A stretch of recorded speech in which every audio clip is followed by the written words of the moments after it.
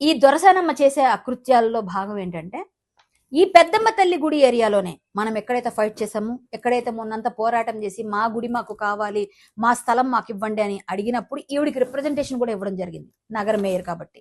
కానీ ఆవిడ ఏం చేసిందంటే, మీరు నా ఇంటి గుమ్మం కూడా తొక్కొద్దు, నా ఇంటి గుమ్మాన్ని తొక్కడానికి కూడా సరిపోరు, ఎందుకంటే మీరు ఇక్కడ మీరు అనుకున్న విధంగా నేను చెప్పినట్టుగా మీరు ప్రవర్తిస్తేనే మీరు గుమ్మం ఎక్కాలి, లేకపోతే రావద్దు అని కూడా కొన్ని వార్నింగ్లు ఇచ్చారు.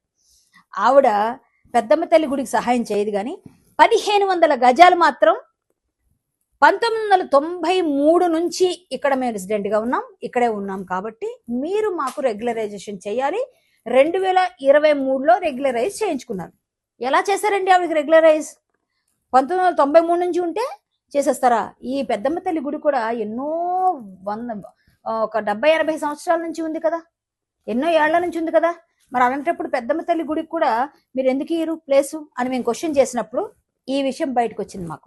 అంటే ఆ గుడి గురించి మేము ప్రయత్నం చేస్తుంటేనే ఈ దొరసానమ్మ విషయాలన్నీ బయటకు వచ్చినప్పుడు 1500 గజాలు గవర్నమెంట్, బీఆర్ఎస్ గవర్నమెంట్ ఎలా రెగ్యులరైజ్ చేసింది 2023లో.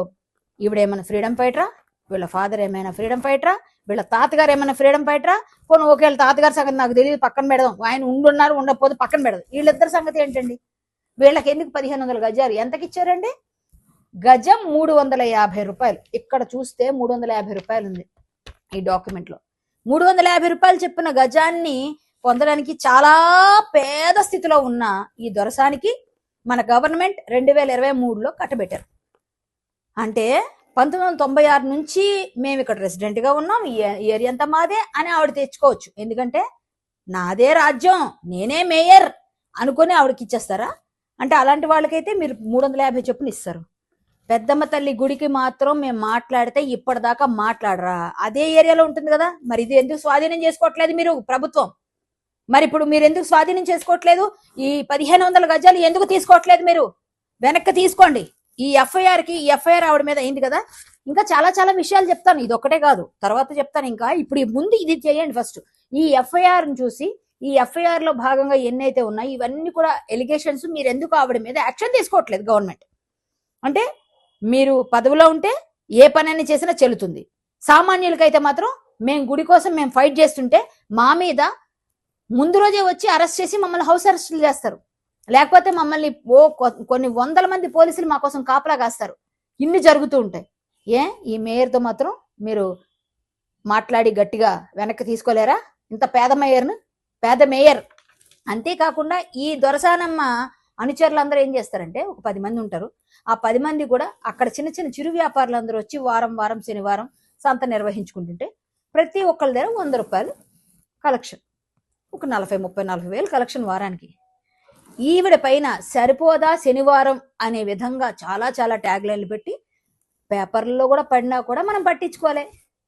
ఆవిడ గురించి పేద కుటుంబీకులు కేకే వారసులు అని రాశారు. మీకు అర్థమైంది కాబట్టి చెప్తున్నా ఎవరన్నది. మరి అప్పుడు కూడా పట్టించుకోలే. అంటే ఇవన్నీ పేపర్లో వచ్చినా, టీవీలో వచ్చినా, మన జర్నలిస్ట్ సోదరులు పెట్టినా, ఈవిడ 350 రూపాయలకి ఇంత గట్టిగా ఈవిడ చేస్తున్న ఈ దంద 350 రూపాయలు చెప్పని 1500 గజాలు తీసుకున్నారు. ఏమండి మా గుడికి మీరు ఇవ్వడానికి మాత్రం మీకు ఇబ్బందిగా ఉందా? 2 లక్షల రూపాయలు 2 లక్షల రూపాయలు గజానికి ఇస్తేనే మాట్లాడండి అన్న తహసీల్దార్. ఏమ్మా తహసీల్దార్ గారు, దీనికి సమాధానం ఏంటి? రిజిస్టర్ ఆఫీస్ నుంచి ఈసీ కూడా తెచ్చి మాట్లాడుతున్నాను నేను. ఈసీ కూడా సెండ్ చేస్తాను నేను పేపర్ వాళ్ళకి, మీడియా వాళ్ళకి. ఈసీ నా దగ్గర ఉంది ఇప్పుడు. ఇంకా కావాలంటే రిజిస్టర్డ్ డాక్యుమెంట్స్ తీసుకుంటాను నేను. ఎందుకు మీరు ఇట్లా చేస్తున్నారు అంటే, మేయర్ని అయితే అడిగే అవకాశం లేదా మీకు? హక్కు లేదా? సామాన్యుల మీద మీ ప్రతాపం చూపిస్తారా? ఇమ్మీడియట్ గా యాక్షన్ కావాలి, లేకపోతే లీగల్ ఫైట్ చేస్తాను నేను లీగల్ గా కూడా ప్రొసీడింగ్స్ చేస్తా. మీరు ఇమ్మీడియట్ గా ఆవిడ మీద జరిగిన ఈ జయమ్మ అనే ఎన్ఆర్ఐ వేసిన ఎఫ్ఐఆర్ పైన, అలాగే ఈ 350 రూపాయల గజం పైన మీరు చేసినది కూడా ఇమ్మీడియట్ గా యాక్షన్ తీసుకోకపోతే లీగల్ ఫైట్ చేస్తాను.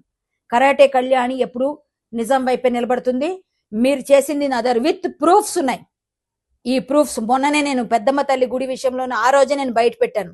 కాకపోతే మీరంతా కూడా ఆ వేడిలో ఉన్నారు కాబట్టి అది బయటికి రాలేదని మళ్ళీ ఈ రోజు ఇది తీసుకొచ్చిన. దయచేసి దీనిపైన దృష్టి సారించి ప్రభుత్వం రేవంత్ రెడ్డి గారు ఇమ్మీడియట్ గా యాక్షన్ తీసుకోవాల్సిందిగా కోరుతున్నాను. ఇదే ఎంఆర్ఓ 2 లక్షల రూపాయలు గజానికి అడిగిన, మా పెద్దమ్మ తల్లి గుడికి 2 లక్షల రూపాయలు గజం కావాలి అని అడిగిన తహసీల్దార్ ఇది స్వాధీనం చేసుకోవాలి, ఈ భూమిని 1500 గజాలని కూడా. ఇది నేను డిమాండ్ గా తెలియజేస్తూ ధన్యవాదాలు. మళ్ళీ వెంటనే వీడియోలో మొత్తం అంతా ఎక్కువ ఒకేసారి చెప్పకూడదు, మెల్లమెల్లగా ఆవిడ గురించి చాలా చాలా ఉన్నాయి. ఎక్కడెక్కడ కబ్జాలు ఉన్నాయో, ఎక్కడెక్కడ ఉన్నాయో అవన్నీ కూడా నేను మరొక వీడియోలో చెప్తానని తెలియజేసుకుంటూ, జై శ్రీరామ్, భారత్ మాతాకి జై.